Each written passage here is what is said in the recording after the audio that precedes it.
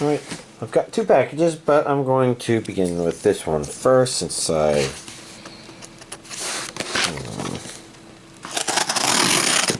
have to dig into it first, I guess. It takes some space. Let's not lose that.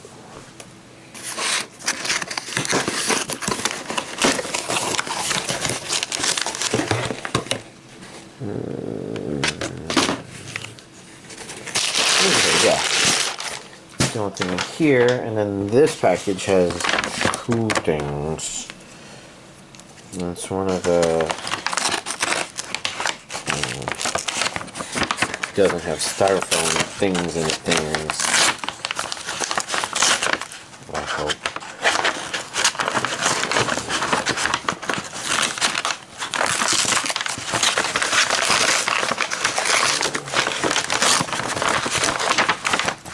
Almost in there. Alright. Got that. And you got that. Nothing else. Well, let's begin with this. Where's the other part to this? Anyways, that time I got Reincarnated as a Slime. Season 3, limited edition. This should be part 2. Which is why I should have dug up part 1 of this and part 1 of that. But I don't know where they are. Most likely in those piles over there. Huh. I'm out of it. I'm just going to do the needful. Regions A and B. There should be an English dub on there. English audio, Japanese audio, English subs. Post features, promos with this. Well, let's not look at it too much because we're going to take a look at the inside and see the actual stuff.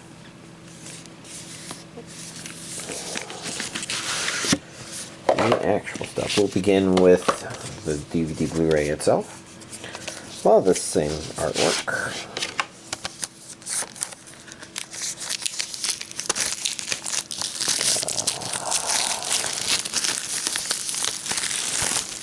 Let's see.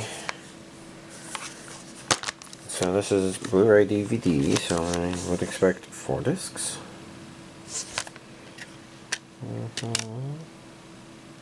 Disc 1,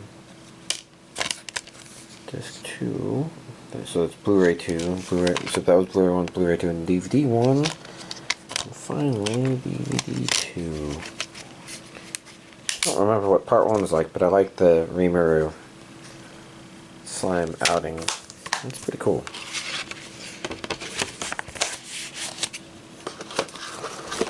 Let's see, next up we have this box containing the art cards, enamel pin, and sticker sheet. And I did not process what I just said, so I'm just opening it up to take a look. And probably I will leave these out. Yeah, because I'm going to eventually find part 1 and put it back in there. But let's... This is the sticker sheet, but it doesn't feel like the normal smoothness that you expect from a sticker sheet. It's possible they had to switch to different, cheaper materials, or maybe there's some other logic to it. But I think it's an interesting note. More Reincarnated as a Slime. I want to see the art cards. I'm sure y'all do as well. I mean, those of you who still watch my videos, I'm pretty sure this is more the reason why you watch them over anything else. Let's just...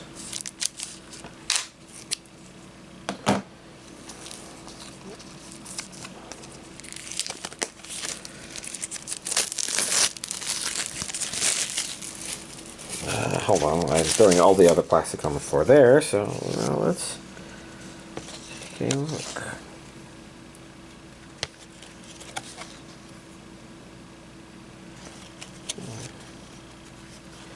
Interesting. And no, I thought they felt different, especially, you know, kind of noticing that given the stickers feeling different. That's all cool stuff. And then I put this to the side, but actually I want to put this in there for now, at least for the end of this video. Saw some maps, I see some character designs. Ooh, food. I think food. Art, area art. Cool, cool, cool. A lot of text there.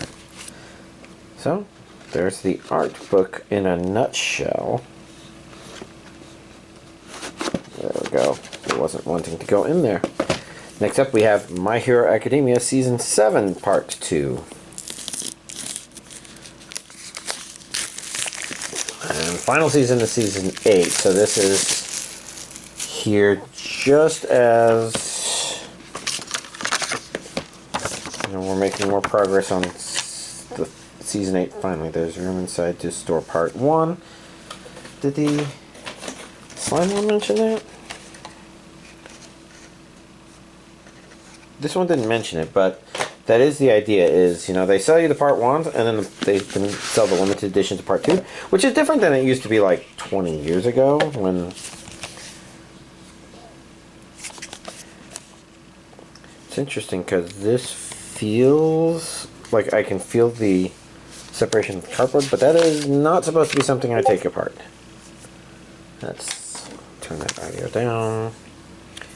Every smile is worth protecting. That's right. Regions A and B. Then we should see that English dub with Japanese with English subtitles.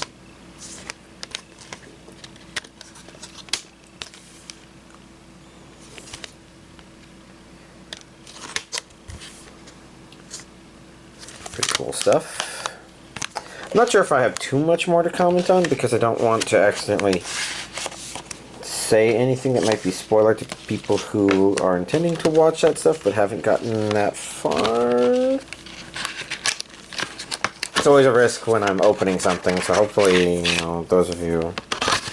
Just art cards. Did this say? This one didn't say. Let's close it back up and put it partially in there so we can take a look at art cards.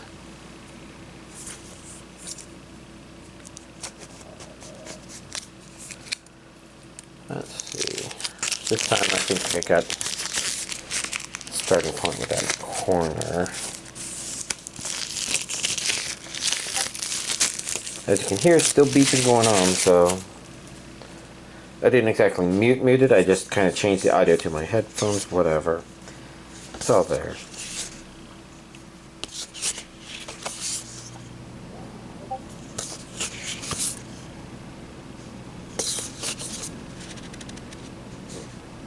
Alright. Got that. And I'll put these on the side because, like the other thing, I do intend to find Part 1, put it in here. I should probably move all My Hero Academia stuff closer together. Lots and lots of characters. There's a lot of text there. It's not as involved as the Reincarnated as a Slime art book, but, you know, still neat stuff in there. Hopefully y'all got a good idea of what y'all might be interested in. Then last but not least, we have Akiba Maid War Collector's Edition. So this is actually a steelbook. I can feel it. It's heavy.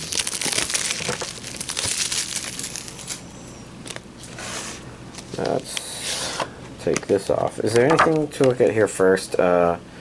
Region. I see a region A there, so not A and B. I do see an English dub though.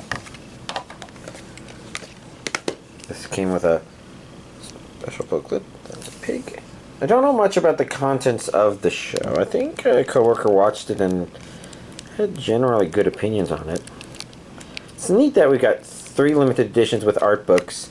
This one seems similar to My Hero Academia. And that's mostly good, I think. Okay. Steelbook, and I assume this one, I did not assume it had a panda in it, but apparently it has a panda in it. Whether that's a real one or a stuffed one, I can't say for certain.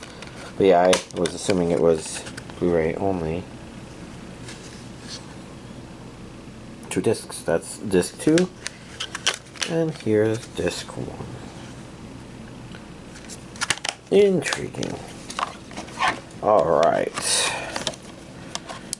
Saying neat Okay, here's this week's physical anime collection update. Alright, let's start getting through the anime.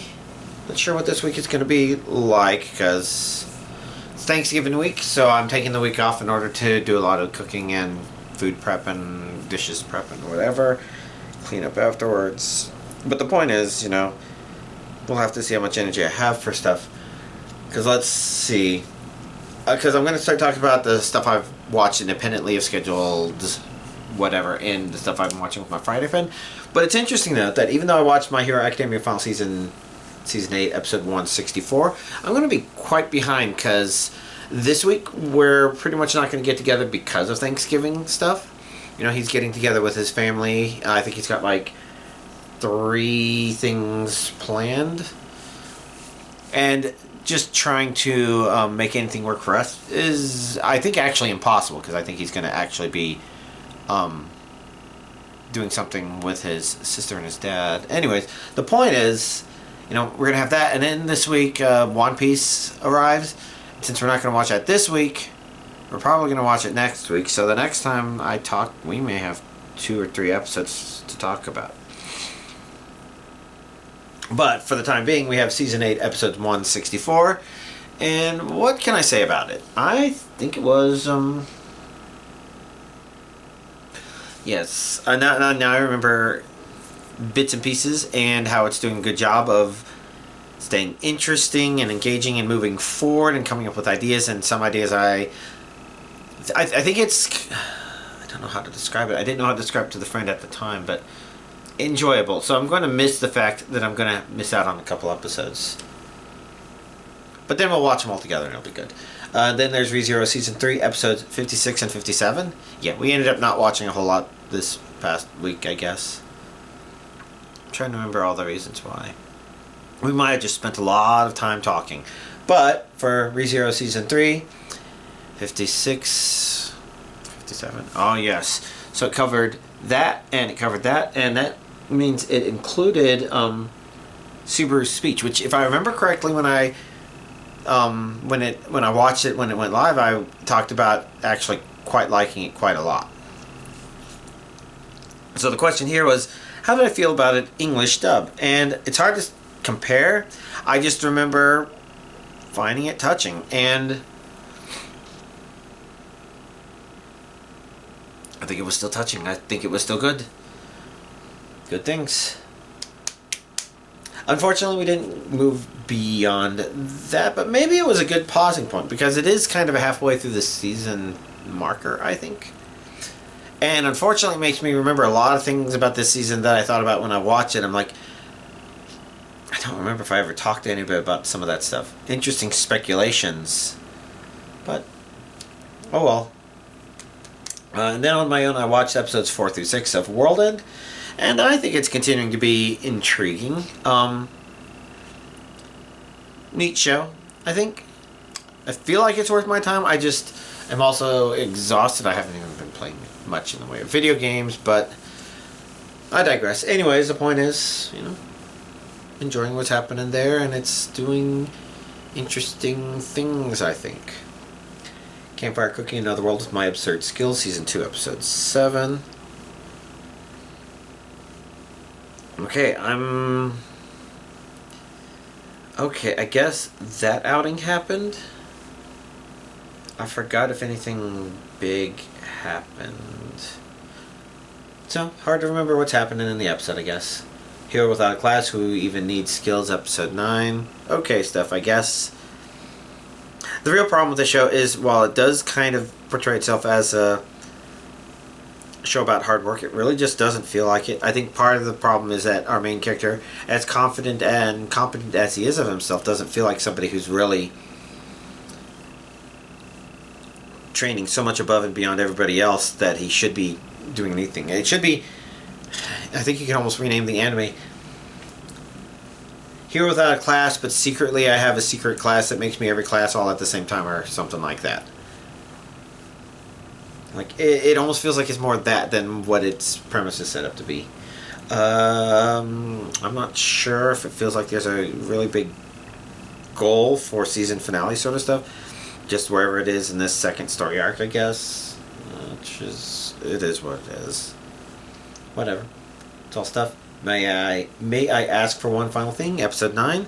It felt like not a whole lot happened here. I think some of it is kind of everything else catching up to the things we learned at the end of the previous episode in order to set up the final arc of this, hopefully, show. It's possible it could still be something where if this is only a first core or first season and there was a second core / second season, could be doable. But I could also see it kind of resolving everything that's set up in this time frame and coming to an enjoyable end. So I guess we'll have to see. Gift level 9999 Unlimited Gacha, episode 8. The show really does kind of go above and beyond making the bad guys just seem really bad. It'd be like having a TV show where every episode the bad guy reminds you how they kick dogs, drown puppies, skin cats alive, all for no reason. And it's just like, okay, to a certain degree, it's a good reminder that we want to see this show continue moving forward. But it is pretty exhausting in some ways. Not necessarily in a bad, unwatchable way, but I could see it driving some people away. But it does also kind of remind you, okay, we do want to see what they're going to do. And I'm not entirely sure. I'm not entirely sure if we have a good feeling for why the pacing is the way it is. Sorry about that. I don't know if we know why the pacing is the way it is, but, you know, it's doing okay. Doing okay. Wild Last Boss appeared, episode 9. Definitely leaning way into what I thought.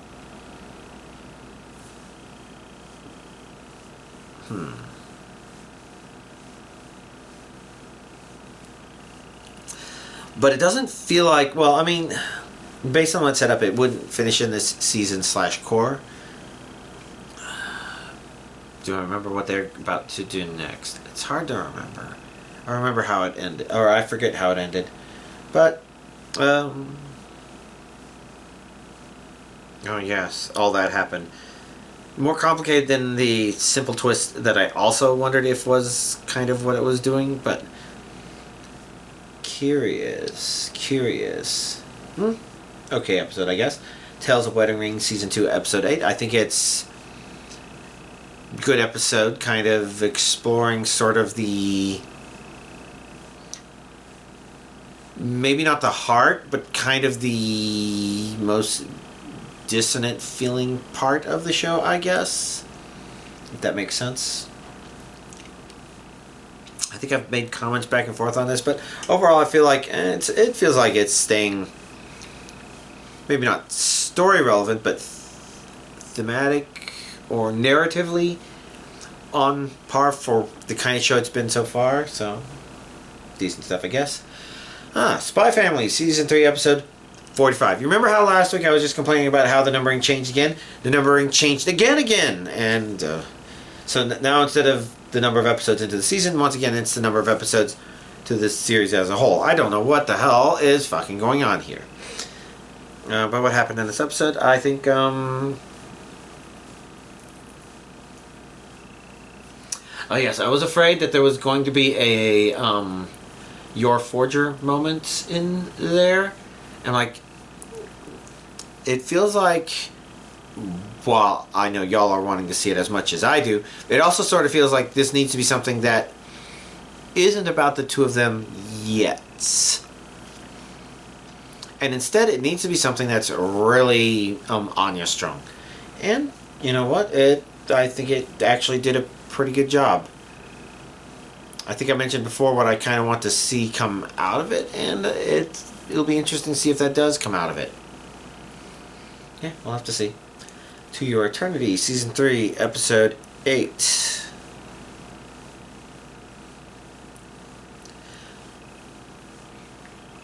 Okay. definitely strange stuff going on. I don't know what to say about it.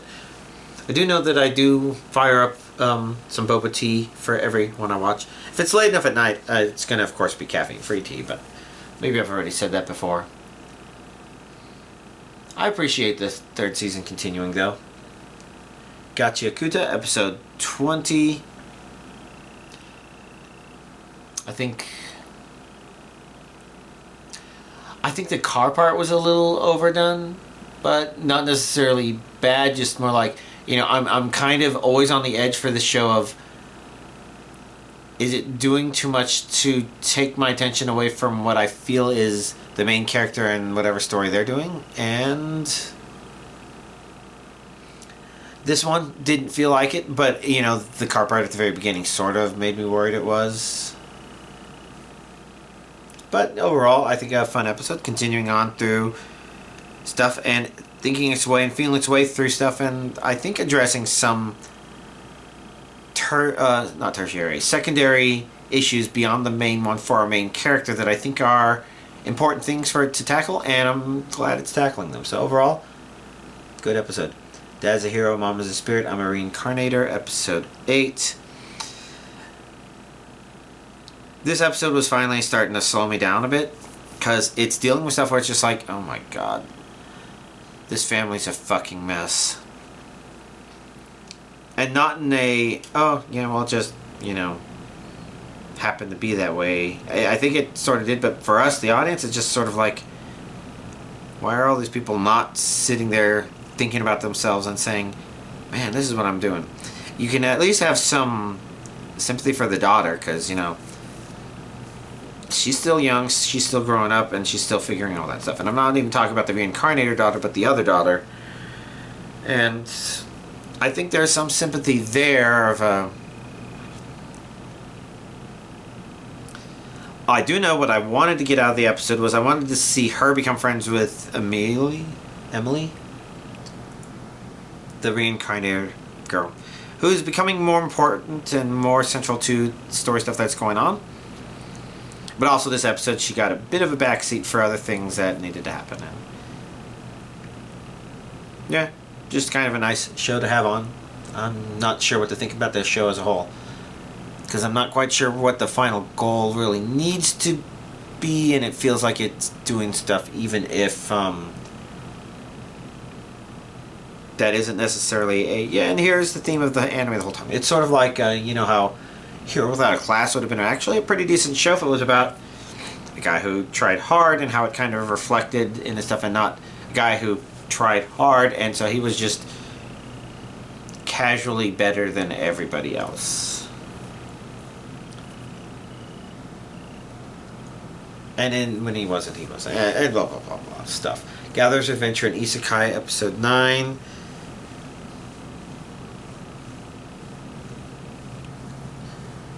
I don't know. I guess the show is exhausting. I don't even know why they did the thing at the very beginning other than as a kind of excuse for, they're kind of doing an excuse for us to move this along. But what's the point of any of it? It's got character interactions, suggestions, ideas, and presenting stuff. But again, I guess I don't know how much of a meaning I feel to much of it. Fated Magical Princess Who Made Me a Princess, episode 11. Pretty episode. I'm not sure how much it feels like it's living up to its premise, especially since this should have been an episode that was stronger than that in some way, but its presentation of that was instead a lot more pretty. I did have some ideas on things I would have wanted to see. I don't know how to talk about them without spoiling it, so I won't. But yeah, I feel like there could have been something more to it. Well, we'll have to see what goes with the next episode, and if it continues on to the next anime season. I don't know all this stuff. Oh well. And then last but not least, My Status as an Assassin, episode 8.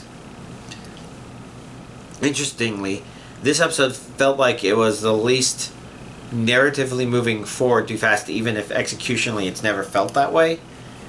So, in other words, this felt like the most naturally paced episode of the show that comes to mind. and I think it might have covered some of the, not the least important stuff, but some lesser feeling important stuff. Neat things in there, neat episode, neat series, but also kind of weird feeling to watch. Oh well. Do I have anything else to talk about? Like I implied, I've been pretty exhausted and mostly zoning out. I'm not even sure if I've played any Rune Factory Guardians of Ozuma this past week. I'm not necessarily giving up on it, but like even after I record this video, I might just lay down in the bathtub or something like that. I did, however, play a hell of a lot of Dead by Daylight on Saturday. Mostly because I had two different groups of people where it's just like, you know what? Let me queue up and play some 2v8 with you. Especially since it got extended a little bit. So I did that with my friend Killy. He's, well, I don't know that any of y'all necessarily know him. Unless you're part of the few subscribers that are like, oh yes, I'm with that community. I don't know if any of y'all even are part of those communities. I don't really advertise my channel, but the point is, you know, playing with him, playing with Nick, that was fun. It'd be nice to get other people from that group, but you know, playing with them, that was fun. And then shortly afterwards, online friend, I think the person who was on in the background last time, he was doing a Saturday. Okay, this time I'm 100% playing Survivor and with other people that joined, and he's a killer main, so you know that kind of shows you he's trying to do some community building stuff. And I'm like, yeah, you know what? I was having fun playing 2v8. I'll play some more with him, help him do some community building, and I did, and I think we had fun. I know I did. I hope he did, and I hope him and the other two people that also joined, you know, just felt I brought a fun presence. I mean, I felt like I had fun things. You know, I don't really play Dead by Daylight in order to win. And some of that is because it's a competitive game. Some of that's because it's a toxic game. But I like instead, especially when things get competitive, I like to find different ways I prefer to play. Get in people's heads and do strange things. And I guess with Dead by Daylight, you especially get a lot of things where, like, there are survivors out there who try to befriend you or tame you as a killer. I'm just like, yeah, sure. And, you know, when I'm playing as Survivor, I don't want to do that for the killers. You know, I'll goof off with a killer that wants to goof off. I have no problem with that. But my first goal is to not screw over my Survivor allies. You know, I definitely don't want to... you know, it's a team game, or at least when you're on the 4 side, it's a team game. Well, in 2v8, everybody's team. But I definitely don't want to make things shitty for my fellow survivors. So I play primarily to help them, you know, do what I need to do. And then, you know, after that, it's like, well, you know, the way I can help the killers is whoever didn't make it out or did make it out, I can consider giving them a kill, a free kill. You know, some killers give hatch. I like giving free kills, especially like getting Moris. Moris are pretty cool. You get a lot more of those now these days, and because of how they reworked all that stuff, and that's really quite nice. But yeah, played a lot, had a lot of fun, but it felt like that sucked out all my energy. And that's not the real reason I haven't played Rune Factory. It's just that I zone out until there's something I need to do. Then it's too late. Or stay zoned out. So, that's kind of what's going on there. I think one example of zoning out, it was actually, I did flip through a lot of Farming Life in Another World. I do really like a lot of that show. It's just neat. It's funny. It's got cute little moments. Lots of nice things about it. Good village build-up kind of show. Very silly, but I think silly in good ways. Anyways, that's rambling stuff. I can't really think of anything else to really talk about. For Thanksgiving, I'm going to be baking a lot of pumpkin pies, turkey, mashed potatoes, gravy, haul it all up to my parents' place. Yeah, I guess I've got some cornbread. Yeah, it is up there, and some Hawaiian rolls. Yeah. Anyways, you know, big Thanksgiving plans. So, I don't remember if I've been keeping up on the comments on my videos or not, but, you know, what are some of y'all's Thanksgiving plans? And for those of y'all who are Canadian and had your Thanksgiving last month, you know, what are some of the neat things you ate? Because here in the States, it's about thankful stuff in general, but I think it also includes, you know, eating certain awesome things. So I'm curious. And I guess we can end the video there. Y'all, have a happy Thanksgiving.